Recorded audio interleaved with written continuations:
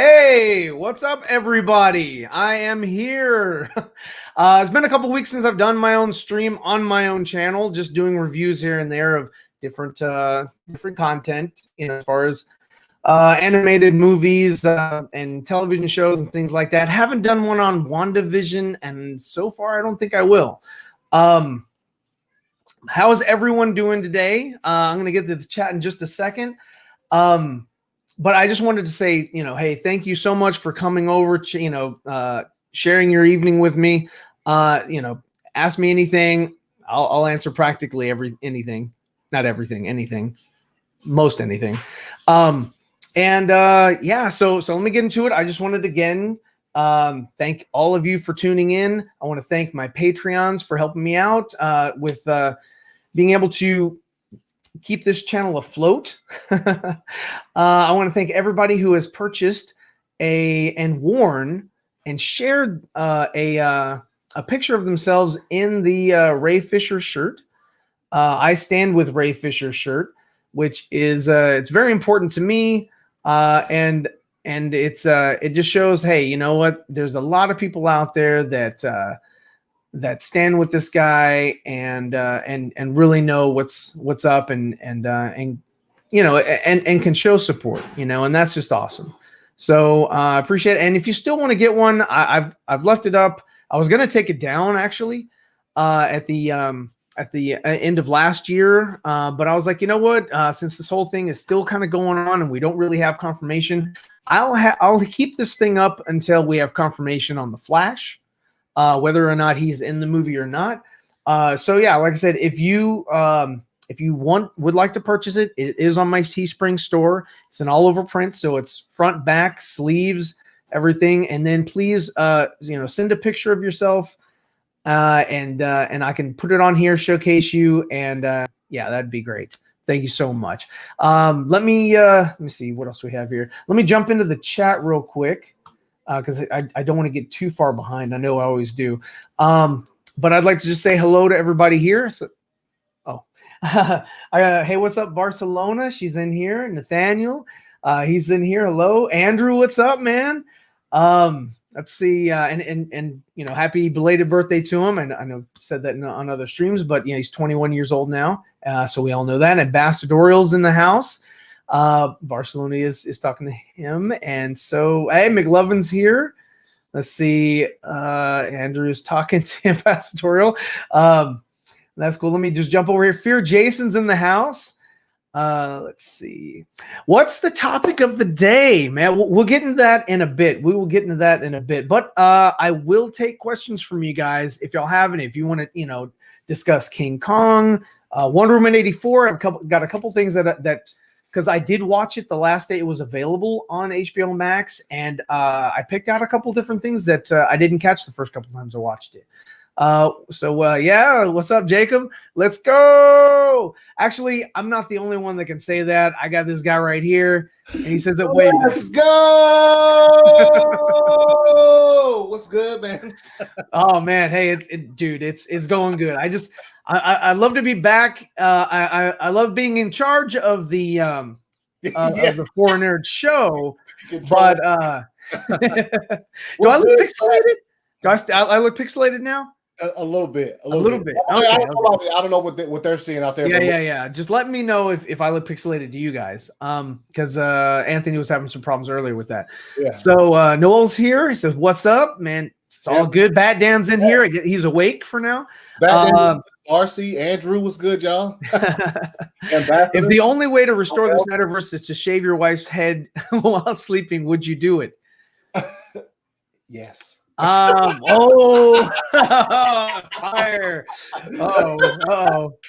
And now how would she react to that?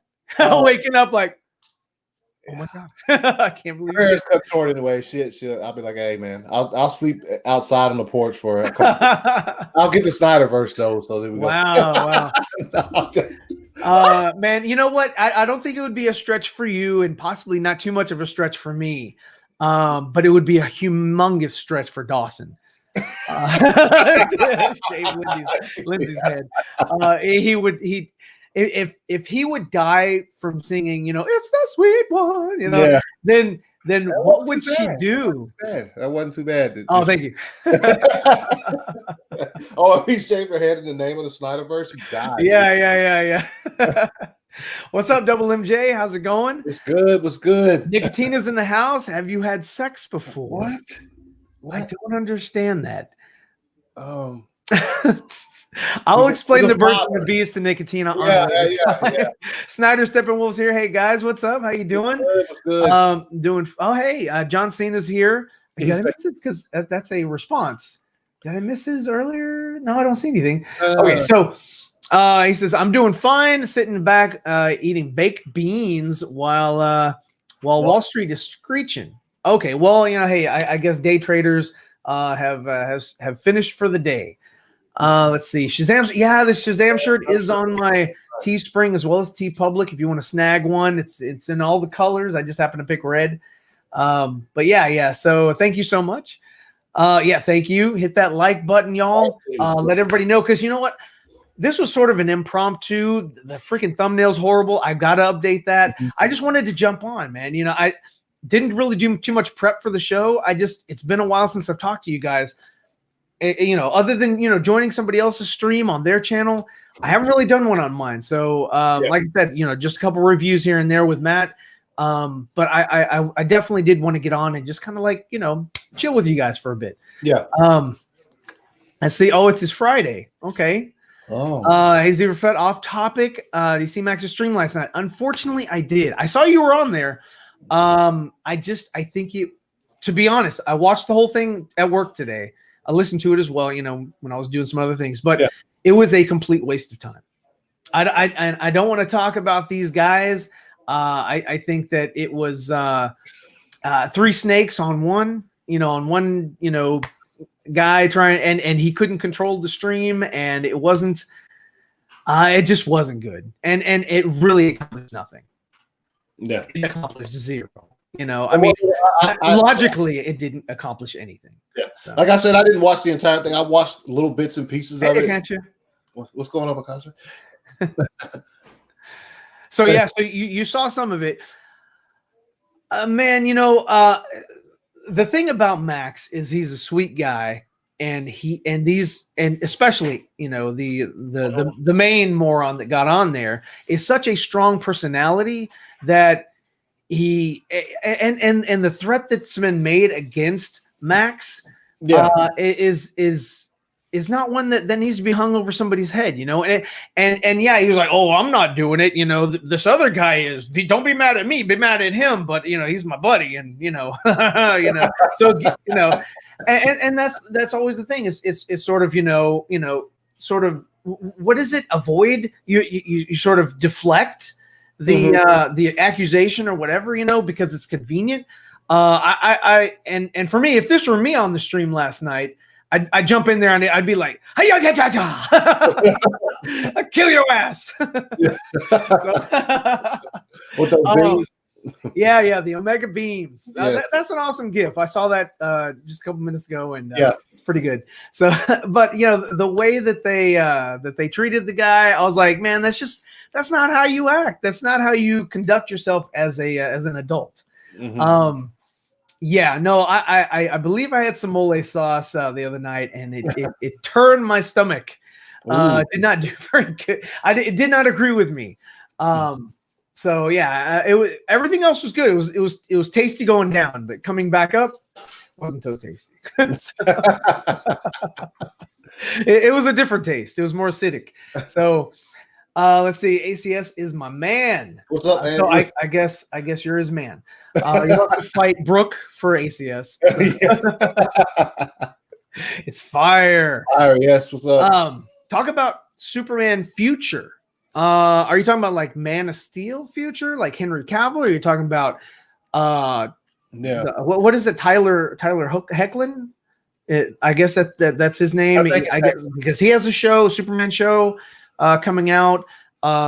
Possibly something with Brandon Routh. They might do something Kingdom Come, that version of Superman. So that might be interesting to see. Mm-hmm. We'll just have to wait and see, because Superman is a huge property, but of course it's not as big as Batman. Batman, yeah. Always bank on Batman. Batman's like printing money. Oh well, it's good. So, Yeah. Oh, hey. Okay. So getting to the fire. Let's go. Yeah. Okay. So now I know where we are in the chat. So let me jump past all this love that you had. So hey, what's up, Anthony? Let's see. I want to see the Snyder Cut, but I love my wife's hair more. There's a thing called wigs, and she's eventually going to have to wear one. The question wasn't about the Snyder Cut. It said if you could get the Snyderverse restored. Oh, the Snyderverse. Yeah. So yeah, if you could get the Snyderverse back on track, the extra films that they wanted to shoot, would you do that? Would you shave your wife's head? So I would probably shave my wife's head for less. So would you shave your wife's head to just say hello to Zack Snyder? Yeah. Yeah. Where's the razor? To have him on the show. Says hard time. He doesn't know the difference between apes and monkeys. I guess. Let's see. Fett, why is your camera 144p? It's still look pixelated. Hey. I'm sorry if I do look pixelated. Let me jump in here and see if anybody's saying that. No. They say, hey, what's up, Gillis? Gillis. What's up, DC Talk? DC I see you're in here. Out. Gillis is in here. Let me jump down straighter. Let's see my wife's hair. Then okay. He loves her hair more. All right. Got you. What's up, Jacob? Okay, so well, let's jump into the Wonder Woman talk. Okay, so like I said, there was a cop at the end that I noticed. There was a cop at the end who was like, "Hey, something about Wonder Woman." I was like, "What?" In this whole narrative, the whole story, they were never supposed to know who she was, right? And she was never called Wonder Woman by anyone around her. Mm-hmm. No one ever referenced her as Wonder Woman except for this one cop at the end when there was chaos in the streets. Yeah. Let's see what else did I pick? Oh, so let me see what else happened that was sort of not jarring, but oh yeah, okay. So Max Lord referred to Chris Pine's character, Steve Trevor, as Pinocchio. You want to make, would you like to be a real boy or something like that? I was like, how does he know, what he is or whatever it is? I was like, how could he tell just by interaction? I was like, that's just poor writing. Yeah. In my opinion, that's poor writing. I don't even remember that part, actually. Well, they were in the White House. And he, Max Lord and Steve Trevor were sort of tussling around because I think they were handcuffed. And so Steve Trevor pushed him up against the wall, and he was like, what can I do for your wish? You want to be a real boy? And I was like, how does he know? Yeah. And the same thing with Minerva, Barbara Minerva. How did she know about your dead boyfriend or whatever? Because Gal never, or her character Wonder Woman, Diana never. Yes, she will get her head shaped. So she came in and she was like, thumbs up. So I was like, yes. Yeah, it was like, when did that information or bit of information sort of, kind of. Yeah, because her wish was one of the only ones in the movie that was like she said it to herself. She said it to herself, but then she renounced her wish out loud. Mm-hmm. Like, what was that need? There was no need for that. Yeah, she said, I renounce my wish. Yeah, and then and to be honest with you, if Max Lord had renounced his wish, I think shouldn't that renounce everyone else's wish? Because then he would not be the stone. So any wish at that point from there, I think would have been reversed. Any wish made after he wished to be the stone, should have been renounced. Yes, and then that way, Diana's and Barbara's wishes came before he wished to be the stone. Remember they made right, and so they could, their wish could still be, honored or whatever from the stone. So then that would make more sense for Diana to audibly announce her wish, or renounce her wish, but Barbara doesn't. She keeps her. She just doesn't. She's still as strong as Wonder Woman. She's not a cheat anymore. She's just still as strong as Wonder Woman. Yeah. She still has that wish. Yeah, those powers. Yeah. Yeah. So, she loses her humanity, but she doesn't renounce her wish because, she likes the power, she likes the attention, she likes everything that she's getting. So I think that would have been a lot better sort of ending for Wonder Woman. There are a lot of plot holes. I mean, there's a lot of you set up the rules and you break the rules in this whole film. It just could not have been. It just wasn't great. It was, but still, I still go back. It was way better than Birds of Prey. I will never watch Birds of Prey ever. So, what's up, Cisco? I did not find it. There are maybe parts in it that were like okay, but overall, it was just not a good film. Yeah, I haven't. Not a good film. I won't say that I'd never watch it again, but I haven't seen it in like a year. So because it came out about this time last year, did it like February or something like that? Yeah. So I saw it twice in the theater, and then I saw it like online. But then I saw it once in the theater and then once here at the house. Yeah. And I was like, when I saw it again, I was like, yep, it sucked. I was like, it's just as I recall, just as I remembered. So it wasn't good enough for me to, and the reason why in that movie, the whole thing was Batgirl, swallowed a diamond. They were waiting for her to poop it out. I was like, what? It's like, that's really the whole. I was like, come on now, and her breakup with Joker, who wasn't really in the movie anyway, and that kind of took away from it. And and none of the characters really, were their comic book equivalent. Like Huntress was the most interesting, but yet her costume was the least impressive. I thought that was dumb. So let's see. Arkham Gaming says, hi, how are you? I'm doing great. I just got out of my game design class. Nice. The Flash movie starts on August 26th in England. I don't know, or I don't think Cyborg will be brought back in the movie. What do you think? It all depends, because really the whole thing was there was nothing ever official. There was nothing ever official that that Cyborg or that Ray Park was not going to be in the movie. This was just something that that came across or something that communication that Ray received. But it just wasn't. There was nothing ever official, and there still hasn't been anything official. No one has officially put out anything because they're still trying to get everything taken care of behind closed doors because they don't want to air out their dirty laundry. Ray is airing out their dirty laundry so that he's forcing their hand that they have to make an action, and I'm okay with that. I'm like, you know what? I mean, these people work behind closed doors, behind the curtain all the time. It is, it's high time that somebody, kind of pull the curtain back and see the Wizard of Oz for who he is. So, they really need to stop that, sort of, I what do I want to say, environment, that's just how they do things. This is just how the industry is. The industry needs to change. It needs to evolve and be better. Ambassador Real Wing says Wonder Woman 84 over Justice League. As far as story, because you know what, Wonder Woman 84, even for all its flaws, is still fun. It's a fun movie, even though it breaks its own rules. It makes zero sense. I mean, I can definitely get down with that. Brian, what's up, Brian? Let me send Brian a link. I want to. But that date, I know he's available. I know he's available. I did see that date though a couple of times today. That April, the date. What's the name? Just put up there about what it's supposed to start. Production. Oh, Arkham Gaming. Yeah.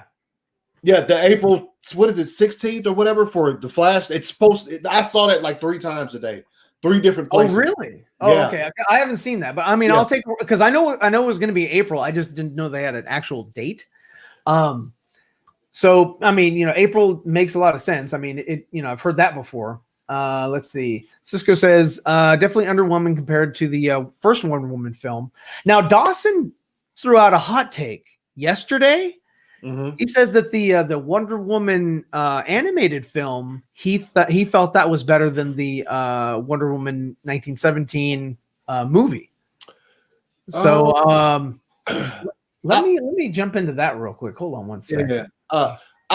When he brought it up the other day on my show when we were talking about that he was gonna watch it and do his, because he started doing the animated films. That movie is fire. Like, and you know what? I actually watched it again last night. Oh, you did? Yeah, because I do need to watch it again myself. It's okay. You could see where the Wonder Woman movie, Patty Jenkins, the first one, where they took some things from it. There are some things they did take from it. Hold on. If you took that animated film and put it on screen, fucking would kill. Sure. Okay, so this is the movie that he right here. Yes. That he reviewed, and it's been a while. It's been a while since I've seen it. I'll tell you what, man. If they took that exact movie, I don't remember the narrative.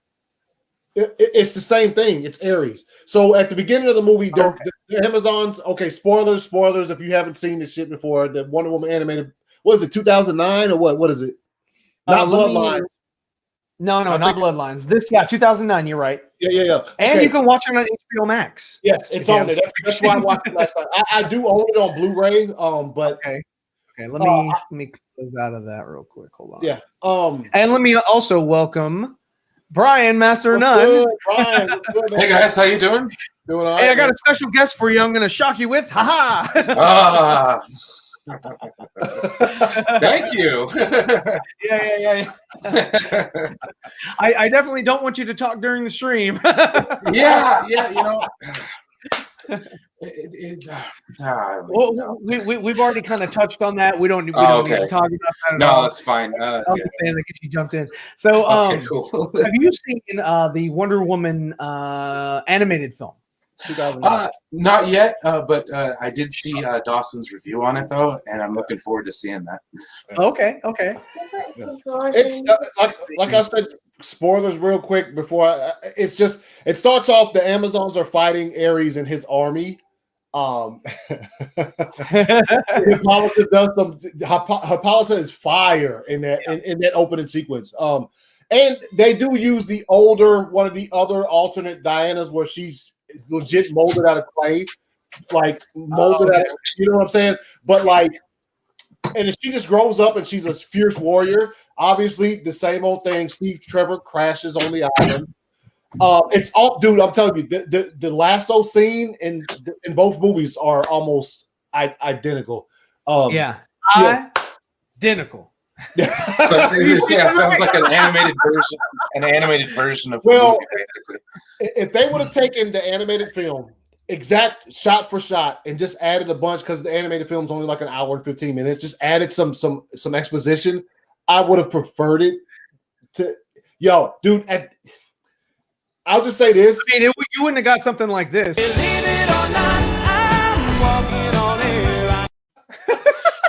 Yeah, I suppose so. Although the music nice touch. I will say this: what Zack Snyder said she does to Steppenwolf, she does that shit to Ares at the end of this movie.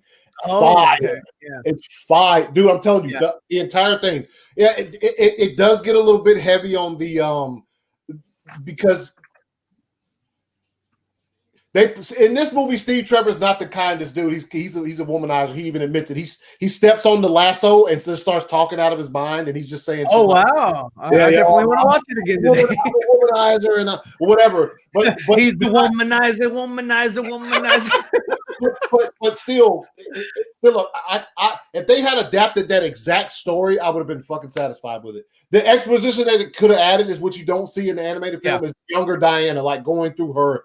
You know what I'm saying? Like from the child Diana to like the teenager to what that you saw in Patty Jenkins' movie, that they could have added that into that exact movie. And dude, they could have done with Wonder Woman what they did with the Snyderverse or whatever. As far as like bringing in like the gods and sort of like giving that arc and bringing in Cersei and talking about all that. I mean, it would have been interesting. It would have been really, really cool dynamic. How many scenes will Darkseid have in the Snyder Cut? As many as he needs, but not too much to oversaturate. Yeah. Without further ado, let me add my good friend Matt from Lightcast stream. Matt's in his icon. I am. I'm driving right now. That's why. What's good, man? I believe that was his October medallion. So No, that's my Batman medallion. oh, that's Batman. Okay. Yeah. So that's 1, 2, 3, 4, 5. So that's Batfleck, Keaton, Bale, Clooney, Kilmer, and West. Yeah, well, definitely. That's all those. None of those are Pattinson. So, man, how's it going? Good. I just left my class right now, so I am heading home. Awesome.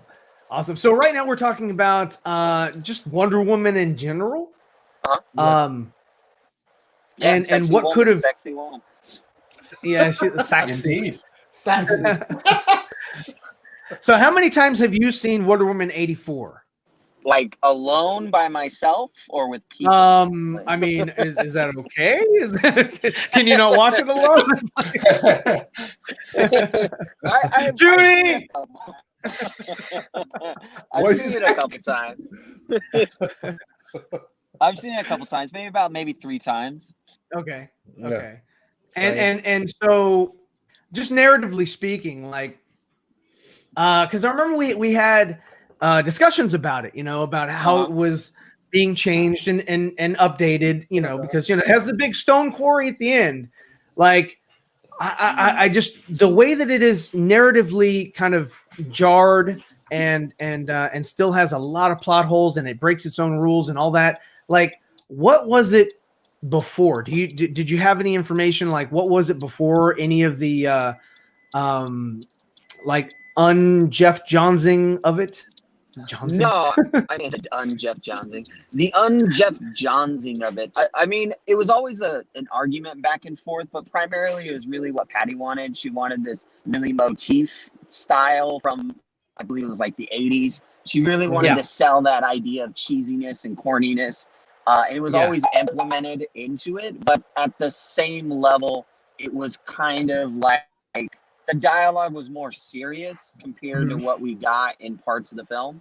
And then eventually there was like always a back and forth between what the characters should look like, what they should embody. I mean, when she was doing Wonder Woman 84, you got to understand, like, she was already moving forward with this after Wonder Woman was even being like released. So, I mean, this movie should have came out years ago. And I think if it came out years ago, and it came out in theaters then, it would have been successful, been widely successful. 2019, right? Was the original it would have year? Been, it would have been a lot better for the movie compared to now, where now we're getting the Snyder Cut. I mean, everything's going to be a little bit more serious and darker. I mean, we got to see Zack's actual representation of that type of Wonder Woman, where she's darker, she's cutting heads off. And we're seeing Wonder Woman 84, which just in a way doesn't really line up with where Wonder Woman should be.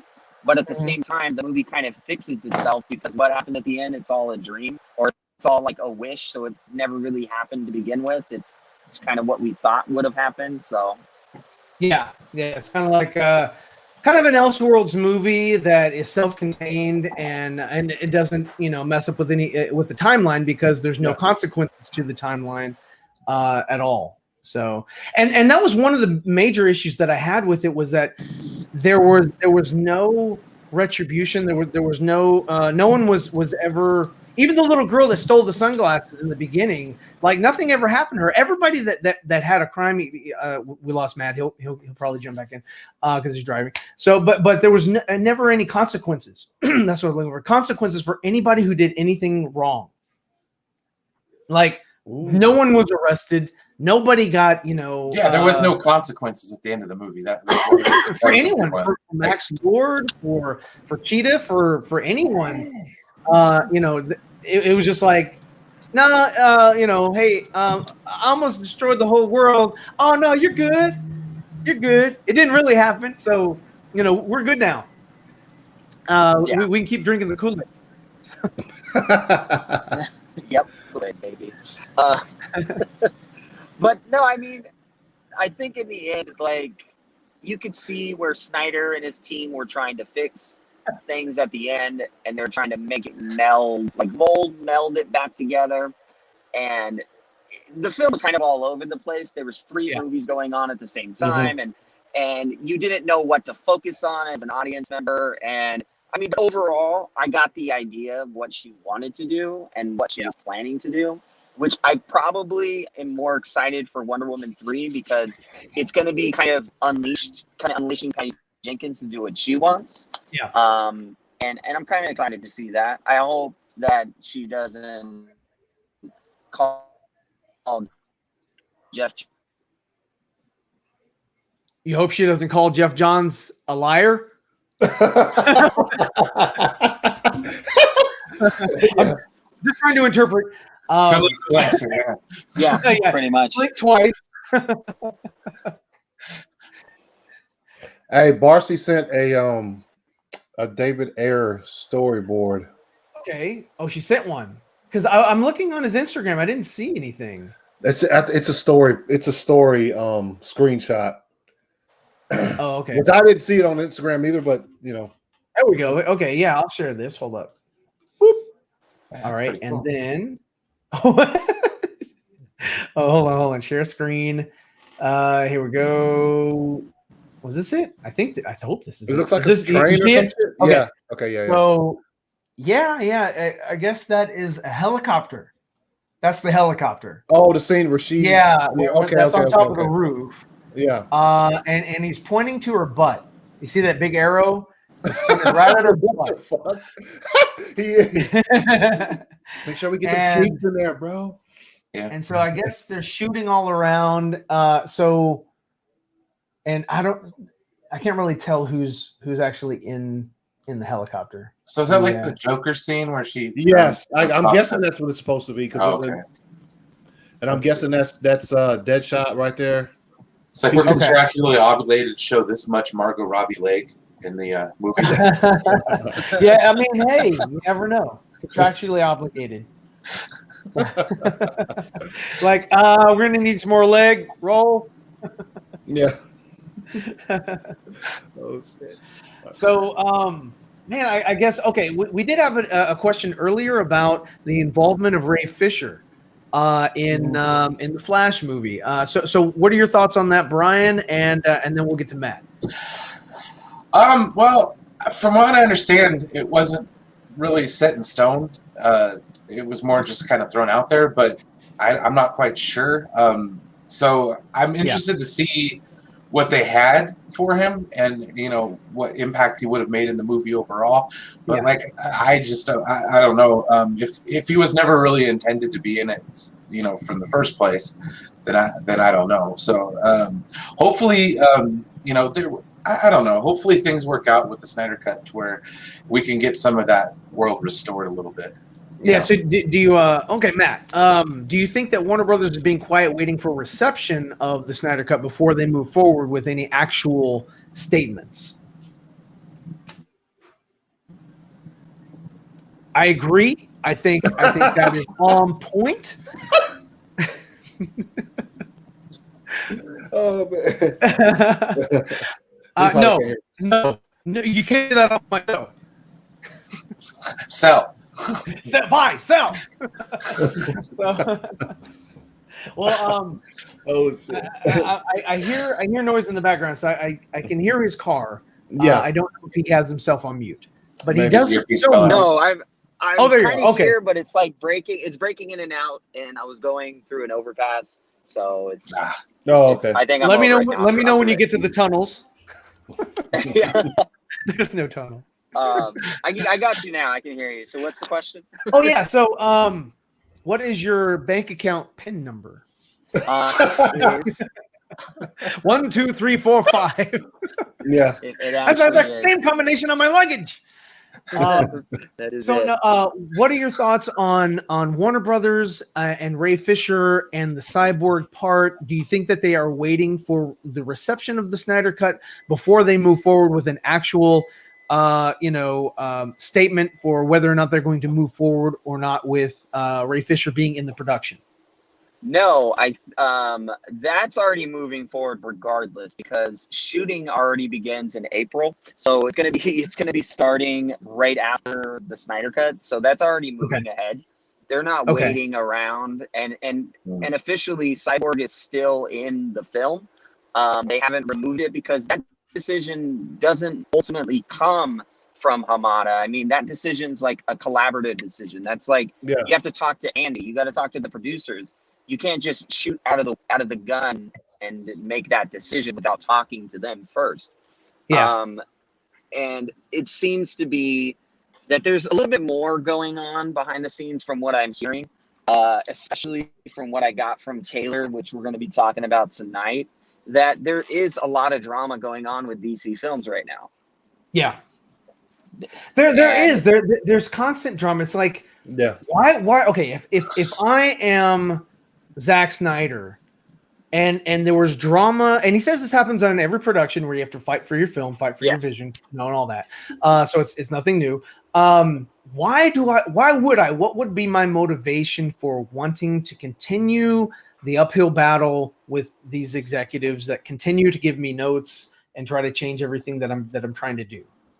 Well, I mean, there was some pushback recently about Snyder's vision in his film now. I mean, just recently they were sending him notes again and asking him to change things or to take a character out, to compromise. And like I kept tweeting, no compromise, is because those were happening. Like they were trying to get him to compromise his film, to alter something, to fit their version of what's happening in the future. But that's the big thing is why would they ask Zach to compromise his film if they know that the film's going to continue and it's going to succeed and go forward? They're already planning to have his film line up with some other films, but Zach doesn't want to do that. He's like, hey, I'm not changing my movie any more than I have to. And it seems that the drama that's going on with DC Films is they're looking at possible, I don't want to get ahead of Taylor, but sure, I'm not trying to get you to do that either, but I mean, you can start. Yeah, they're looking at I'm looking for the best word here. There's no better word than restructure. They're looking at restructure and reformatting.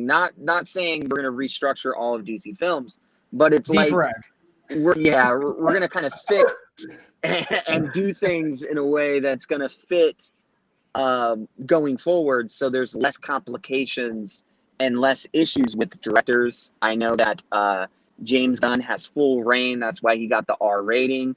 They're letting him do what he wants.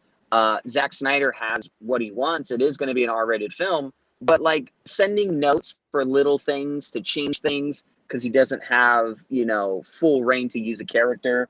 There was something that happened in the film that we're going to talk about tonight that is going to be interesting for a lot of people, but it's like, Zach's a clever guy. He's doing things for his film in advance. So he's pre-planning for 2 and 3, but then you have these people that have nothing to do with the film, that they don't benefit from it in any way, want to control it because they want it to fit their universe and kind of set things up the way they want. Like I said, Zack Snyder's Justice League is setting up the rest this is the future of the franchise for all DC films. It starts here and moves that way.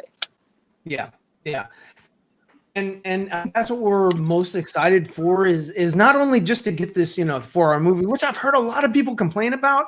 And I'm like, dude, there's only a reason to complain about it if you're going to the theater and going to plop your butt in a chair and sit there for 4 hours. Yes, there's going to be, cards in it that says, like chapter 1, chapter 2, whatever they're going to be like, but for intermission, go take a leak, whatever, come back, continue on with the film.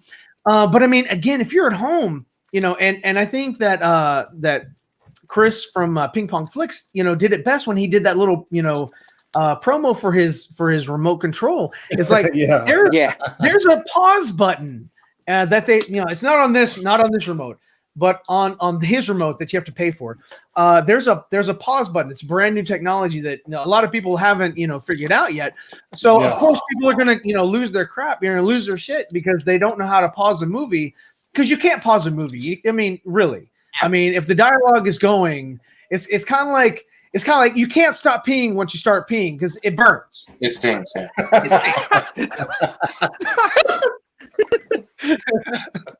Great analogy. I love it. Yeah. Don't stop a What's movie the because flow? it's gonna burn. Yeah. Oh, you can't. You can't break the stream. Yes. Yeah, Yes. don't break the stream. God. Blow Yeah. gas. So I don't understand the argument there. They're like, yeah, I don't think the general audiences are going to want to watch it because it's going to be a 4-hour thing. And I'm like, even movies on HBO Max, it shows at the bottom how much you've watched the show, so you can always go back, resume. It's maybe they see it and they're like, what is this resume? Do they want me to apply for a job? No, it's resume. Continue. Proceed. Didn't they have these things called TiVo growing up? Don't stop the stream. TiVo? TiVo? I think. Stream. Yeah, it was like live TV pausing and all that good stuff. Instant replay. Yeah. Yeah. Can't wait for this stream. So, no, I don't understand how people who want to complain about that. That just doesn't make any sense to me. And it's just like, I think it's people who want to complain for the sake of complaining. Well, they want to complain because they think of a movie like Avengers that was like over 3 hours, and it was damn near 4 hours. I mean, like, come on, Andrew, if you're still there, man, jump back in. I saw we lost Andrew. They have their perception. I mean, there's always going to be hate around the movie, and I kept saying this, and I'll keep repeating this again and again as many times I have to get it to people. Is there going to be more hate the closer we get to the film? And the reason for that is there is. And there always has been this kind of negative view for these films because people don't want to see the most. And this just tells you the impact of DC films and DC characters. DC characters have a bigger impact on society than, say, like Marvel characters do, because of the impact that they have is something that's pushing them to want to keep their characters close to them. They don't want to change them or alter them or make them look like murderers, like Superman killing Zod. They don't want that because it changes their ideology. And so the closer we get to that, you're going to have gatekeepers trying to change or alter something or trying to push something or push some agenda that is completely biased and it's their view rather than this is art and this is somebody else's art. Let them do it. Because in the comics, it happens all the time. I mean, Batman if they made killed people, like the Red Sun Superman. If they made that movie, that's a different interpretation of Superman, right? Yeah. Would anybody lose their shit if they made that movie? I mean, they already did it in animated. I'm pretty sure they would. They'd be like, "What? Superman's not Soviet?" And they'd be like, but it was an actual book. What's up, Andrew? What's up, Andrew? Let's have some tea, Matt. What are you talking about, Nicotina? And thank you for jumping on to Twitch to watch, because we are broadcasting on Twitch. So thank you very much, Nicotina. I know you're at work, but we can't say that.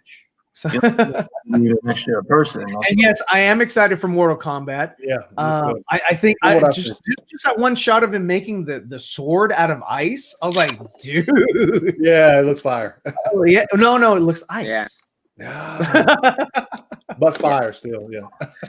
But Mortal Kombat like Godzilla versus Kong before we got the actual trailer. So Snyder Steppenwolf has a a message here that I have to read. I think it's Toby Emmerich and Walter Hamada that are causing problems with Zack. Those clowns need to go. Not too. I don't see the. I mean, number one, Walter signed another 2 years, so he's on there for 2 more years. Toby Emmerich is just a yes man.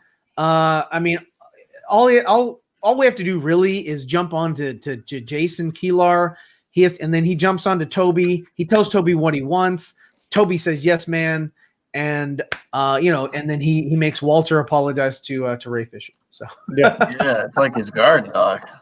oh, okay. Hey guys, man, I do gotta bounce. I see that. Hey, I appreciate you jumping, man. Thank you for putting your life on the line while you're driving, talking to us, and not spilling any of that AirPods.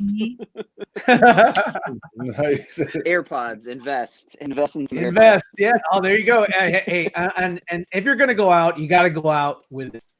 I want to shave my.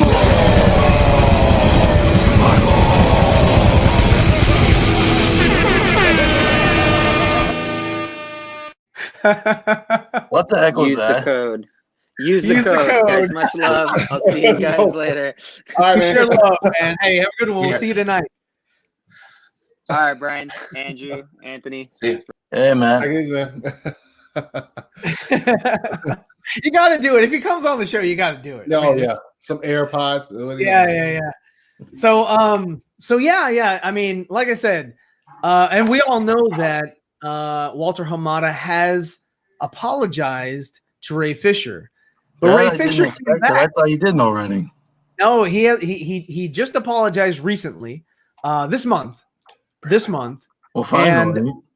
And Ray came back. He said, "You know what? You don't apologize to me, man. You got to apologize to all these other people that you did this to. You know, all the other people that come on, man. What more do you want from me? Hey, man, he needs to make amends. And Jason is telling Walter, man, you just make it right. So I think Walter is going to be going around door to door with fruit baskets and just telling everybody that he's wrong. Need to be a sweet little angel. I'm sorry for being such a prick. So, I mean, it was sort of a cock block, and when you cock block, you have to apologize for that, man. What, does he need to be a sweet little angel? So let's see right here. AirPods. What? He always throws out stuff that I've never. I don't know. I don't understand where he's coming from. It looks very like having two left ones? Frozen. What's that, Brian? Oh, is that like having two left ones? Yeah, that's like two left shoes. You just kind of go around in circles. Let's see. Oh, Jesse Allen's here. Bad take Ryan. Sub-Zero uses an ice axe. It wasn't. It looked like a sword. If it's an axe, like a sword because you make a sword like this. Yeah, I don't know. It looked cool. Whatever it was, whatever weapon that is. Like that one shot Space Jam too. Sub-Zero better not have any cold puns. Oh, like I don't have any of them. That's the Nicotina show. I love Arnold Schwarzenegger. You know, it's like he's like, chill. Stay cool, bird boy. Yeah. That's the I expect my royalties for using that clip. Perhaps I'll get a Nimwa hat. Make up for it. That's my make up for it. I'm waiting for the red one. Yeah. I'm waiting for the red one. He's not doing it. He refuses to do the red hat. So let's see. Snyder Steppenwolf says, "Hey guys, I'm scared for this movie. You don't need to be scared, but I hope there won't be any compromise because I'm scared and worried, guys. Well, I tell you what, I'm going to tell you, don't be afraid. But I think he's scared because he worried the movie might fail. Matt and Taylor tonight will be talking about or going more further into that topic. I don't want to spill anything here, but I mean, I can confirm that what they're saying is definitely eye-opening. But I still the way that things are, man, the way that Zack Snyder's been playing chess with these guys. Yeah, it's like the dominoes falling. Yeah, it's pretty much the domino effect. And I mean, they still haven't released a date. A release date. Yeah, what the heck? Even though Grace Randolph has, she said the 25th. Like March 18th? She said 25th. I read her thing today. It said 25th. So I don't agree with it, but we'll see. We'll see. What if this guy's saying he's scared because the movie might fail? I mean, it's a legitimate concern going forward. I mean, come on. I mean, every movie has a chance of not succeeding, especially when it's had so much pushback already before it's even come out. So I mean, I imagine the people who are opposed to the movie from the onset are going to the try to poison the well. The problem is the narrative that they want to change, what they want to remove from the movie it would be acceptable because this is a multiverse, and if they had the multiverse mentality, then what Zach is doing should have zero effect on what they want to do with their narrative. Yeah, they have their own little thing with Matt Reeves and the Suicide Squad. Exactly. It should all be its own thing and everything like that. So it all should be able to exist, coexist, work together in unison. There should be some synergy and move forward. But for the narrative that Matt and Taylor are going to be talking about tonight, it just seems like they, again, just like Wonder Woman, they're breaking their own rules. That's my problem with the whole thing. It's the continuity issues. It's like you can't nowadays with all the cinematic universes out there.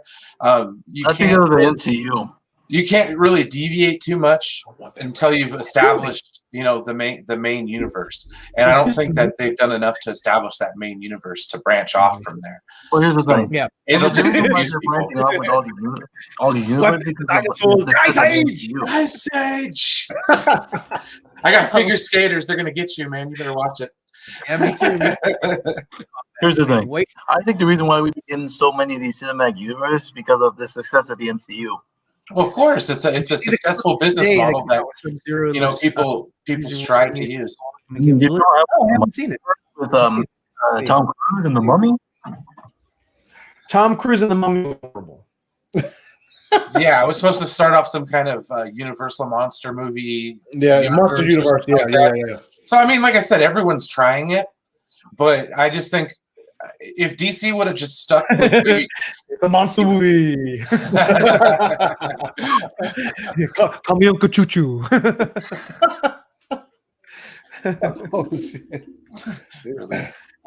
Yeah. But like you said, Brian, if they would have just stuck with it, stuck with their what they were planning to do early on, and just stuck. Don't care about what nobody.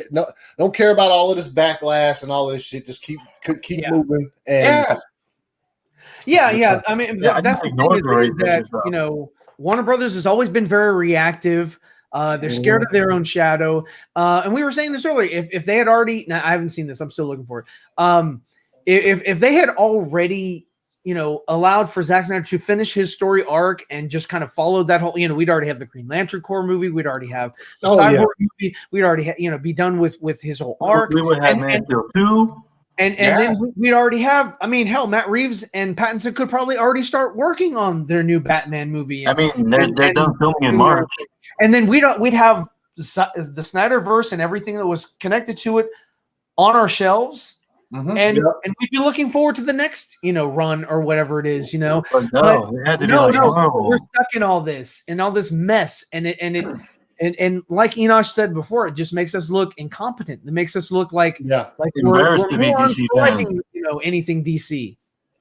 So what else? I can't remember who put the comment talking about. You said you didn't see it. If you want to try to get. Dude. So HBO Max put out a small trailer about the only of all the movies that are coming out this year. And there's a clip in it where Sub-Zero does turn the rain into like a blizzard. It looks fire.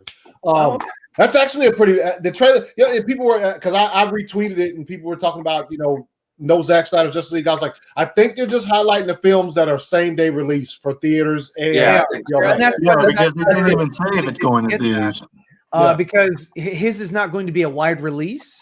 Exactly, it would be like a Fathom event kind of thing. But didn't Snyder say he wanted to do IMAX? He does. He does. Put it in 1:4:3:1 format, and that's. That's what he wanted to show. And that's what he said during Deck the Halls on Dave Pena's show. That was the format that he was looking for to display his movie. Yeah. And like I said, it's going to be a Fathom kind of thing. It's not going to be a wide release. But he definitely does want it to be seen on the big screen, not just, at our houses.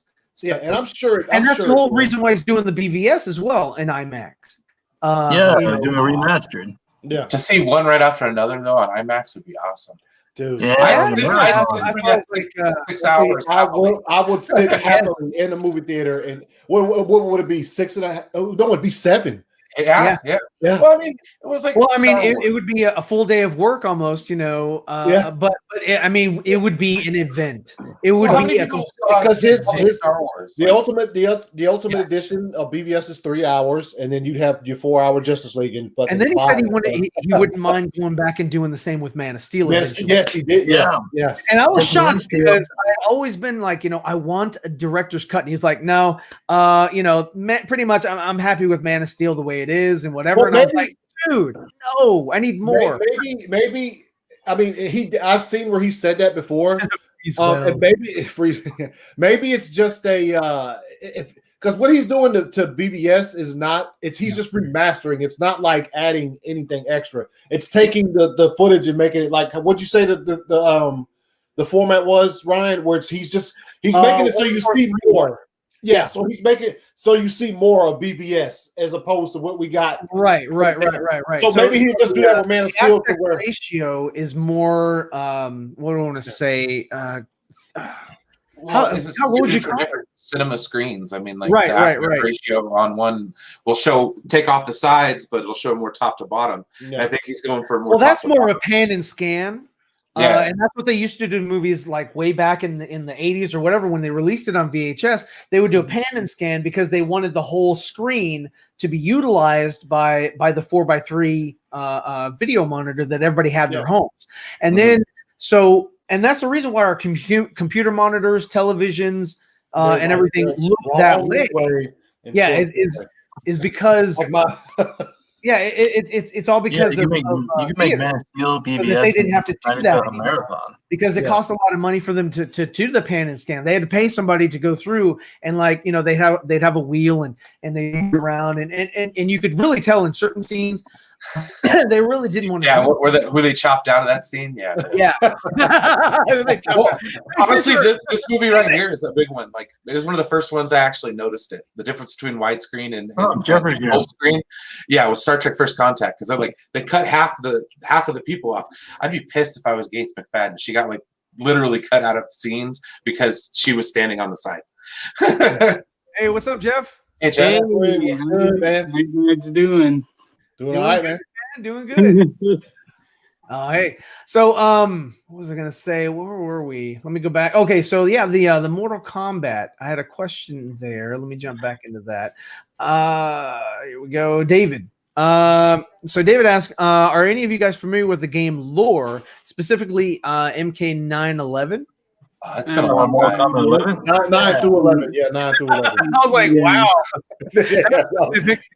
Yeah, that was the dark right now. He's talking about our last few games. Yeah, I played them, but like my initial experience with Mortal Kombat comes from those early ones. Peace out, guys. But yeah, I think those games are pretty good story wise. Sega Genesis all day, man. Yo, Sega Genesis, yeah. Oh, God, I remember playing Mortal Kombat. You didn't have to put the blood code in. It was amazing. PS2. Is it bad if I still remember it? It was like 80. No, it's not. No, it's not bad. It's bad if you don't remember it. It's bad. That's true. Well, because I had a Super Nintendo too, so I was like, gosh, shoot. The first time I saw it, and I didn't have one, but I went to a friend's house, childhood friend or whatever, and they had a Genesis, and they were like, "Yo, this game is called Mortal Kombat, dude. It's fire." And I was like, probably didn't say it's fire, but that was in the late 90s, right? Yeah, dude. Watch somebody play that shit. I was like, yeah, what? This is I'm used to Super Mario Brothers. These dudes are fucking fatalities, and it's just spines out and everything. I was like, this is fire. Yeah. Well, and then they made the movie in the mid 90s. Was it 95 or something like that? 95. Christopher Lambert and is Raiden. Yeah. Oh heck yeah, dude. So let's see. So Sub-Zero looks like he's going to be a villain of the movie. The majority, I know the main character is a new character, but I wonder if Scorpion is going to be an anti-hero. Man, I always thought Scorpion was more the villain, and I thought that was a change. Yeah. Why make Sub-Zero? If you notice, most of we haven't seen much. I'd say we've seen about this much of what they're going to do with that. Yeah. It's mostly been Sub-Zero though. the blade. Yeah. Yeah, I only thing really think he's going to be one of the ones that you kind of follow, you know? Yeah. But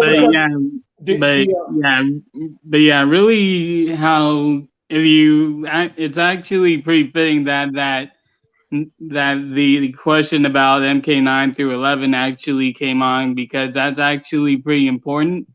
From looking at how we've been given about the Mortal Kombat movie, it seems like they're actually going to go through the MK9 through 11, and through those 3 games, it actually is like you're actually following more into the story of Sub-Zero and Scorpion, where they aren't really the villains; they're just going on through their own journey. Think really about how I'm not gonna go into the actual games because it's actually pretty complicated. But pretty much imagine the story of it being like a more, and I know this is gonna be hard to really grasp until you actually play the games, but think about like a more complex version of BBS, but leave out all of the biblical stuff out. Well, one of the initial snapshots from the movie is Scorpion fighting Sub-Zero before they are Scorpion and Sub-Zero. It's it's before whatever happens to turn those guys into those characters. But there's like a one of the official screenshots from the movie. Well, that'd be kind of cool. Get like an origin story. Yeah, like an origin type deal. Yeah, that'd be actually something I'd be interested in seeing. What, all the characters?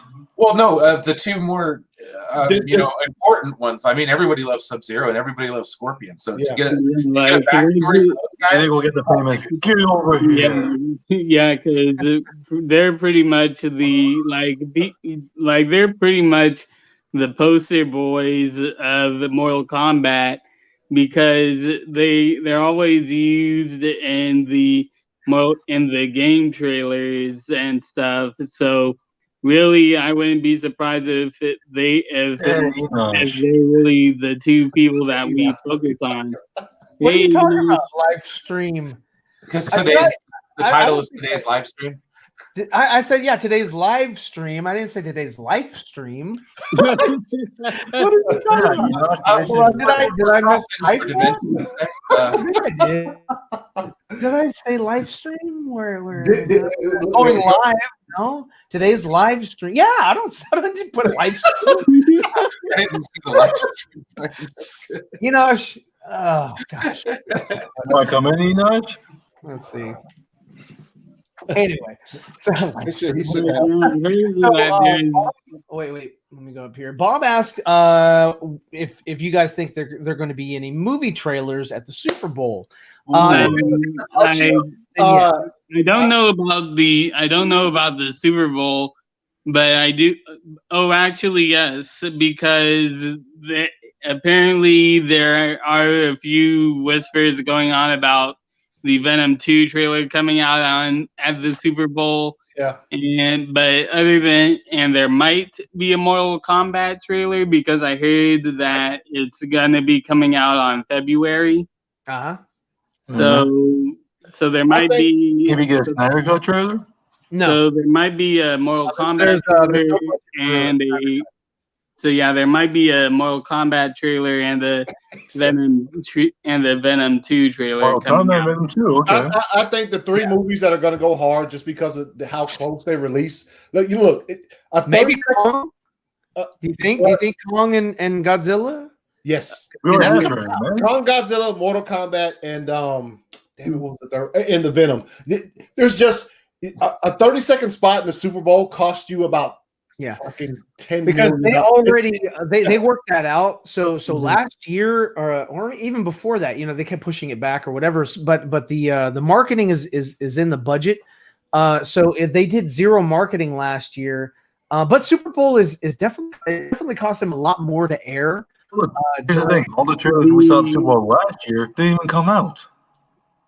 Well, that's like that's because extenuating circumstances. But Yeah. no, I think if HBO does anything, it'll be like a mega trailer. So it'll be one of those situations where they show every movie that they've got coming out on their slate. You know, stuff like they've already shown before, but maybe throw in a little bit of the series that are going to go on. So I can see them doing like a pitch. Hey guys, get HBO Max. You know what I mean? Yeah. You know, if you don't already. And there is also the factor that AT&T is actually partnering with the Super Bowl this year, so they can pretty much. So if Zach wants to delay the trailer a bit longer, like we could possibly see the Snyder Cut trailer debut in the Super Bowl. Yeah, I think there's a strong possibility just because it's AT&T. But like I said, though, I don't think it's going to be just the Snyder Cut. It's going to be everything that they're putting out there because I don't. It just makes more sense that way. I don't think. I want to see like a Space Jam 2 trailer. Maybe. I think I did see that on the roster, that little promo or whatever for HBO Max. I did see a little bit of Space Jam. Is anybody here excited about Space Jam? I'm not. Yeah, from what I've heard, about it, like from what I've heard, it's not going to be just the Looney Tune characters. It's going to be the entire Warner Brothers property. So like we could see Superman, we could see DC characters, horror icons that are in WB. So it seems like for this time, I'm interested because of all those WB characters. Yeah. Hey, what's up, dog? So yeah, like really from what I've been hearing about it, like I'm mildly intrigued, but like I'm actually intrigued, but I need a trailer to. Yeah, that's why I'm saying that too. Yeah. Yes. Oh yeah, it makes me cool. Yeah, I feel the same one. Dawson. Well, the first one I was too old for, so I never really saw it. I was the first one. I when I was surprised by the first Space Jam. I actually love that fucking movie. So really, the first Space Jam, yeah, dude, I love it. It was. I mean, the only thing I liked about, and there was a couple jokes. Well, but I like Daffy. He's my favorite. I'll say this. Daffy. Everyone loves Daffy. If you're not a Michael Jordan fan, you might feel differently about the movie. But seeing him like out of his element and actually acting I loved it. I love Space Jam. Now I don't know what to think about this one. Are they retreading? The only thing I'm going to think about it is that's why he went to the Lakers. So you can Space Jam. So you could be in Space Jam too. Oh, right on, man. I stayed in Cleveland for another year. So as far as marketing goes for Zack Snyder's Justice League, February 1st. I don't think anything is going to start on February 1st, but on the dot. But there will be marketing. It's going to start in February. Speaking of marketing, real quick for Zack Snyder's Justice League, did you guys catch the tweet about Wonderland, a Caribbean restaurant, saying that they have something special that's Zack Snyder's Justice League related? What? Yeah, no, I didn't. I wasn't planning on going to the Caribbean. Yeah, because they said that they have like this whole campaign. They actually sent a tweet that says like they're having like a whole campaign things for activities and for cool activities and stuff like that for you to do. That's coming soon. So yeah, I'll send you guys the link if you guys want to check that out. I'll check it out. But yeah, as far as like marketing goes, it's going to be very grassroots. I mean, Zach is going to have another trailer. It's going to have a trailer for the masses. And hopefully maybe he'll have some TV spots or whatever that he can kind of. They're not going to put too much money into the marketing. They are pretty much banking on to get the word out. Like Ready Player One, Final Battle teamed up with Warner Brothers and Looney Tunes. Yeah, and we've kind of been doing it we've actually done it for Yeah, pretty much 4 years now, like 2017, 2021. Yeah, 4 years now. And also, I would also, with that question about the advertising in the Super Bowl, I would also say to like bring your expectations down, because we talked about it on Instant Replay yesterday. Yo, Pepsi or Coke have 0 advertisements in the Super Bowl. Oh wow! Never. Oh, Yeah, that's No, actually Pepsi's doing the halftime show. So Yeah, the halftime show. But like as far as like there are a lot of people who are mainstays in the Super Bowl as far as advertisements and commercials who are not doing anything this year. Oh wow! Because I mean, it's first of all, they're gonna, like I said before, 30 seconds for a Super Bowl spot is insanely expensive. Yes, it is. And now, there's really no need for them to stay out there because they're hurting for money anyway. Exactly. Yeah, so of course the NFL is probably charging extra this year because they weren't able to get those ticket sales throughout the football season. So it's probably even extra more expensive. We're just like, yo, you know what? Yeah, we're good. I'll advertise on regular television because everybody's streaming. You're going to see a lot of NFL. You're going to see a lot of NFL commercials on the NFL. Well, it's like I have like that's like taking away my desire to watch the football or the Super Bowl because it's like what other reason? If the team doesn't make it, why are you watching? Well, I mean, Tom Brady's taking the only another people that actually care about the Super Bowl are the ones in Vegas, and that's just because hey, money going on these big, productions. We'll say. Yeah, and really, like if you just really think about it, like. And if you just really think about it, like throughout this whole thing, like if people are thinking that it's going to get cheaper, like when the whole pandemic is done, I can tell you for a fact that that's not going to happen because if you actually paid attention to the advertising of the Super Bowl, like the advertising prices go up each year. So if you're expecting the advertising prices to go down, don't expect that. No, it just makes sense. I mean, it's been doing that ever since. Yeah, like Super Bowl one, a commercial costs less than $1,000, dude. Yeah, but there was only like 10,000 people at the stadium or something like that. Like nobody went to actually watch the game. Yeah, and to now where it costs you $30 million for 30 seconds of whatever. I mean, I was close for. It's expensive, man. It's expensive.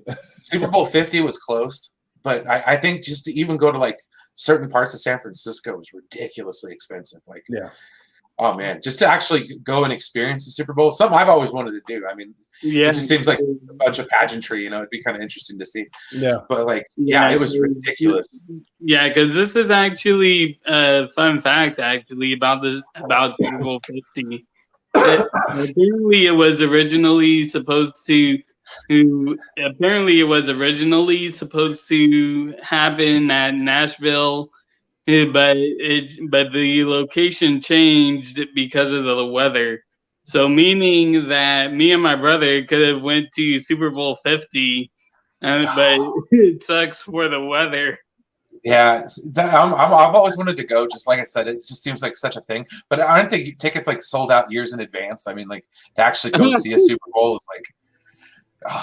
And then I remember when WrestleMania came to the Bay Area. I don't recall. I mean, we've had it here, but. And people rented out and stuff for people, for out of towners or whatever. And I know it was crazy. I don't remember ever. I didn't even go join in the festivities. Oh, wow. I was just like, there's too many morons out there. I don't want to be out with them. Crowd full of stupid. Yeah. I mean, they're going to be, a fool and it was weird. But I think we're going to have it soon again. I think it's going to be hosted here again. Oh, yeah, that makes sense. You guys have that nice indoor stadium there. Yeah, we do. Yeah, it's huge, so it's pretty awesome. Is there actually going to be anyone in the Super Bowl, like in the actual stands this year? Oh, Florida doesn't have restrictions. Well, like 20,000. They've invested in a lot of cardboard cutouts. Around 16,000. Oh, okay. which is the stadium can hold like 90 or something like that. So like Yeah. that's the capacity. At least there's going to be some excitement then. Because that would have been the most awkward Super Bowl game in the 21st century. So I mean, so Double MJ brings up a pretty good point here. He says, he's talking to there's no way in hell that Zach would compromise this movie. Because he already got the go ahead. You know, they're investing $70 million. Right. Well, not only that, but he showed the shareholders, you know, and Emmerich and so Jason, he already showed him his cut before summertime, before he started working on effects, before the additional footage. He showed him what he had, and they loved it as is. And so, yeah, I mean, he said he's not going to change it one bit. He's not going to change anything. They asked for it. This is what they paid for. This is what he agreed, and that they also agreed that he'd be able to release. So he's not going to change it. And they're just pissing in the wind, and they're going to. The most glaring. They invested all the time to make this movie, and now all of a sudden they're trying to make it fail and sabotage it. Well, yeah, because sabotage it. Well, I was going to say they've been doing that since day one. I think. Really, like this is the thing. Like really, if you really want to think about it, like with March in general, it seems like once again, like it's not just Warner Brothers, but it's like the entire Hollywood world is against Zack Snyder because there's Godzilla versus Kong, like you said, and there's a Falcon and Winter Soldier. There's that, and then there's another Disney project out there that's at March as well.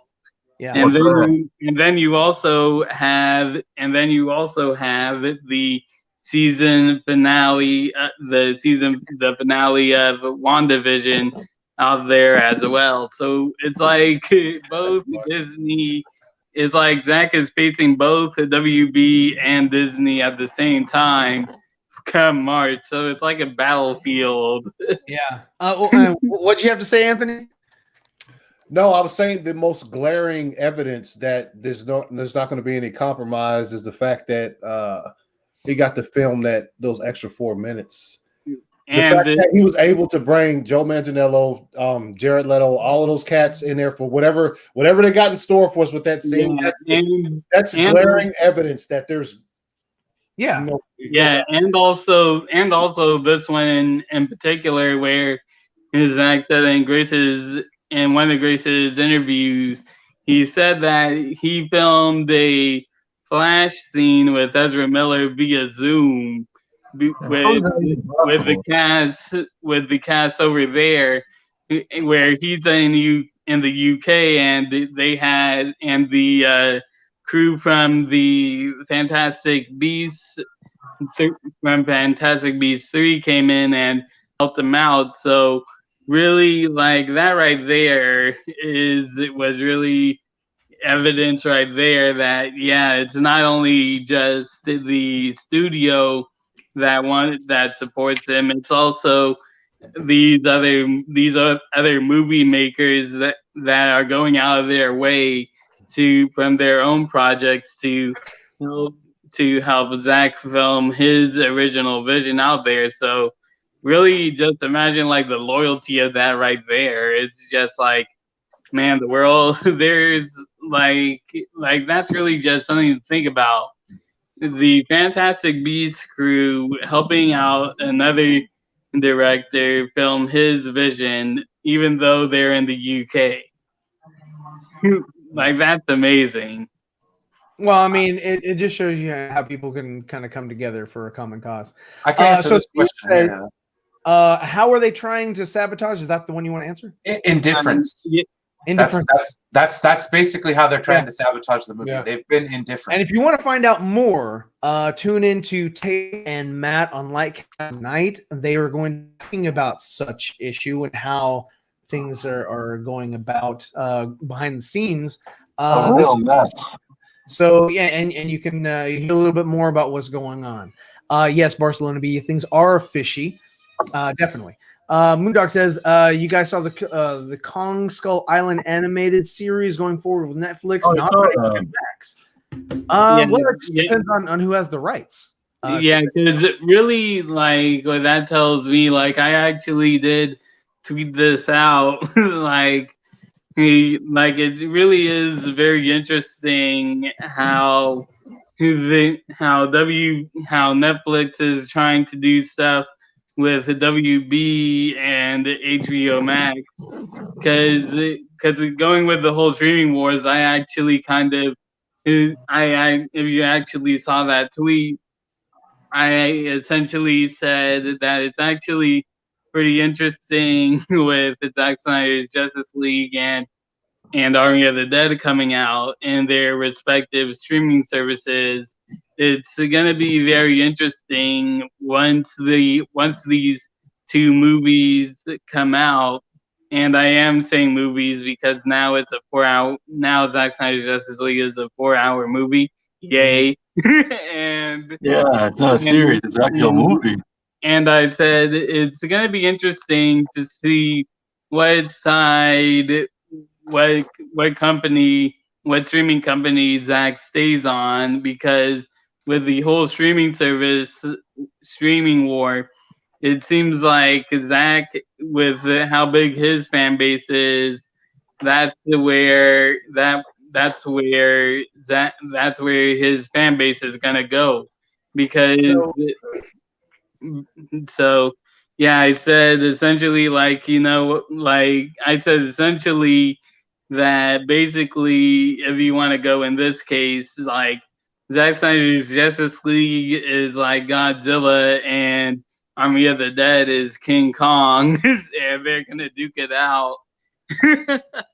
So basically, Kong Skull Island was Legendary Pictures, and that is who sold or who kind of worked out a deal with Netflix. Mm-hmm. So, and they also worked out a deal with Warner Brothers, to go ahead and have Kong, jump into that. They just had the intellectual property rights, so that's why Netflix was able to do that, because they brokered a deal with Netflix to animate it, to hire an animation studio and produce these things. So I recently rewatched Kong Skull Island, and I have to say, if you took Kong out of it, the movie just horrible.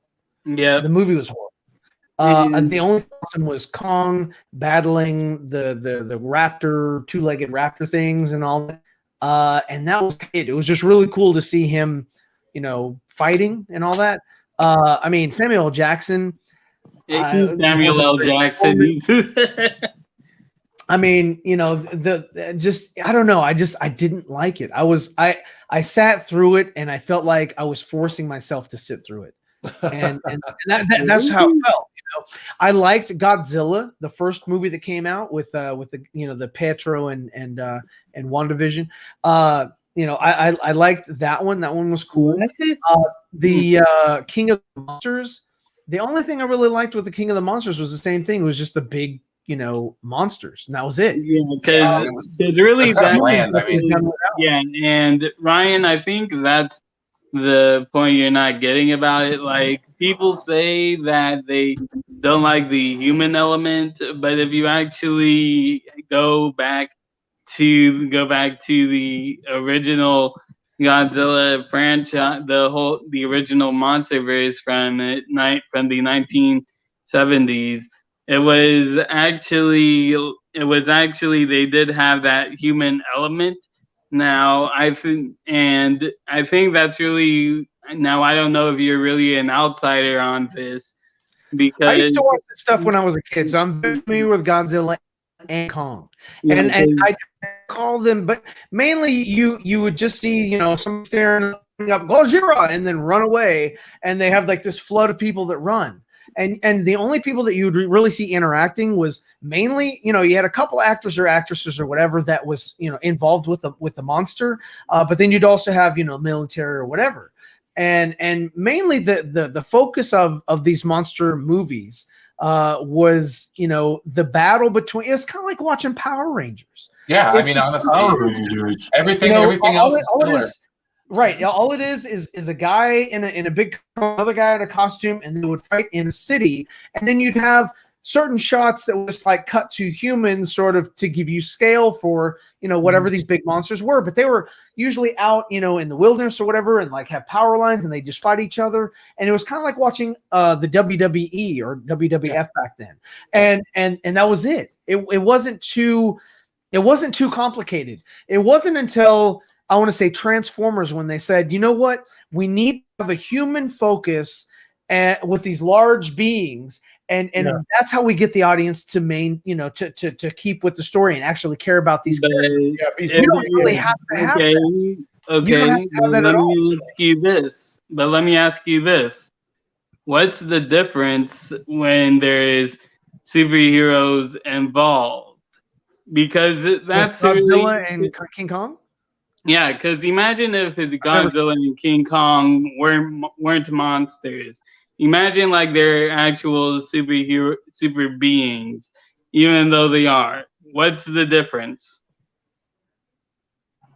I mean, at the end of the day, there's a monster, and he was a human that shoots atomic breath, and then the King Kong is a human that's just naked. Well, did you see the punch he gave with an axe? Yeah, imagine that. Atomic breath. Like, what are you talking about? Really, just imagine this. Imagine that King Kong is a superhero who is a human, can turn into a monster, but once he turns into the lizard Godzilla, he loses control. Okay. Now, what's the difference when you add the human element from a outsider? Well, I mean, it's kind of like that's a different situation. That's a different dynamic. It's like if the Incredible Hulk, perfect example for what you're talking about. He turns into the Hulk. He's out of control. Not until later. Not until they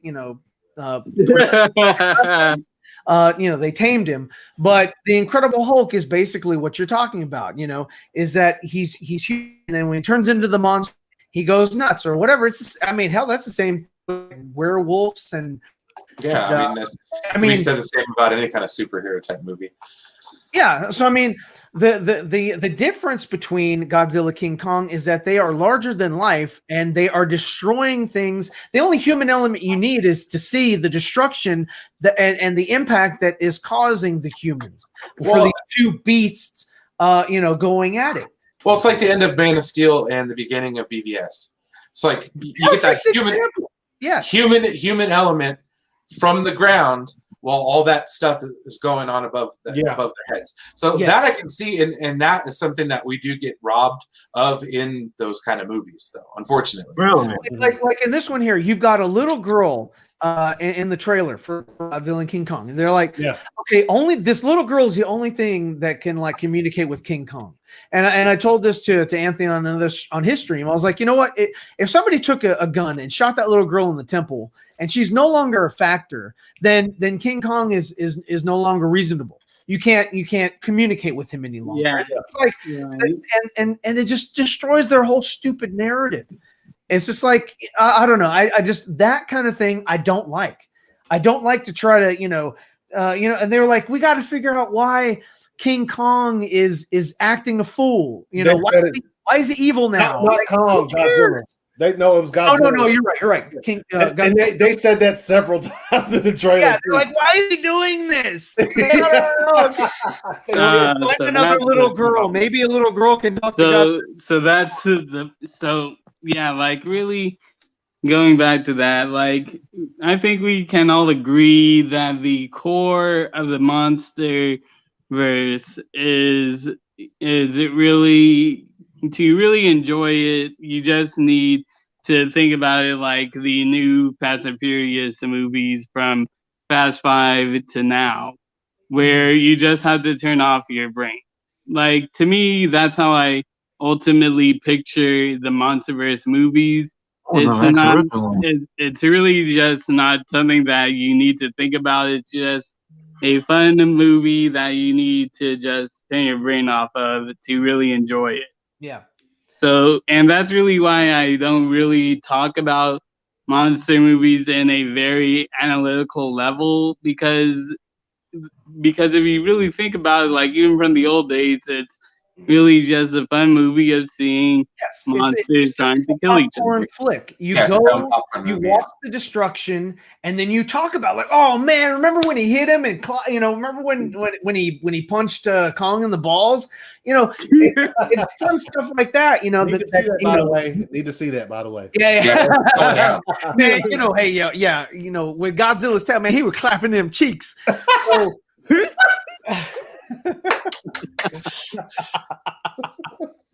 So Steve brings up a good point here. Zack Snyder's Justice League is listed as a Max original special. It's like the Friends reunion as a grab for subscribers. It's an attraction special, but looks like Warner Brothers slate. It's on the Warner Brothers fled as a focus.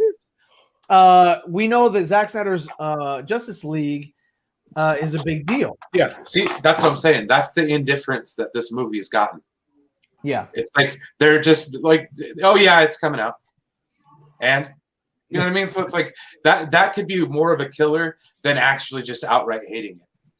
Yeah, because really, if you just really think about it, like this is really how I predict the marketing campaign and who is going to participate is going to be in studio wise. Right? AT&T is going to be part of the marketing campaign.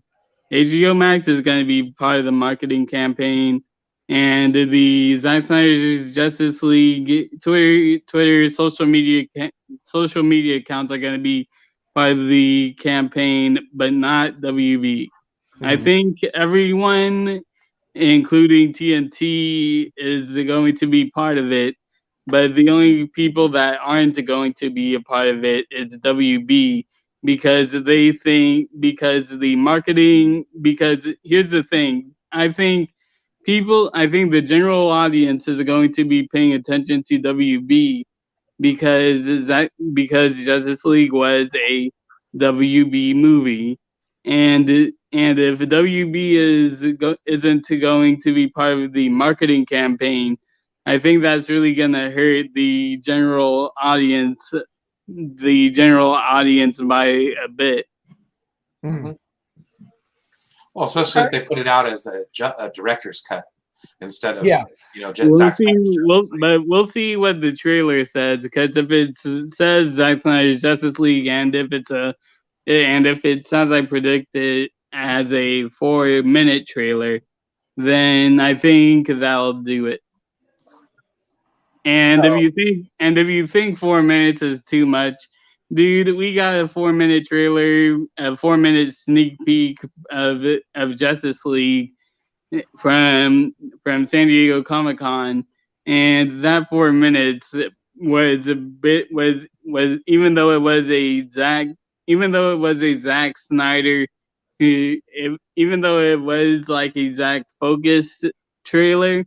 Yeah, it still only scratched the surface of what was to come. So I think 4 minutes of a Zack Snyder's Justice League trailer still will only scratch the surface. Interesting. Let's see. Well, I am at an hour and a half. I want to go ahead and shut this down, guys. I appreciate you. I do have some other obligations to do, but I do want to take a moment and thank everybody who has been watching the stream. Again, if you haven't checked out my Teespring store, check that out, please. Hold on, let me take that. You get some fire like this. Oh yeah. So definitely, I like that Batman Forever shirt. That's pretty sweet. Yeah. Thanks. And I have some other ones as well. But yeah, no, Anthony definitely likes sporting that shirt. And that is a huge Superman S on there. Fire though. Fire. Again, I'd like to thank all of my patrons. And let's see. Thanks everybody for tuning in. You guys are great. Oops, sorry. You guys are great. And y'all have a great evening. Peace. Peace.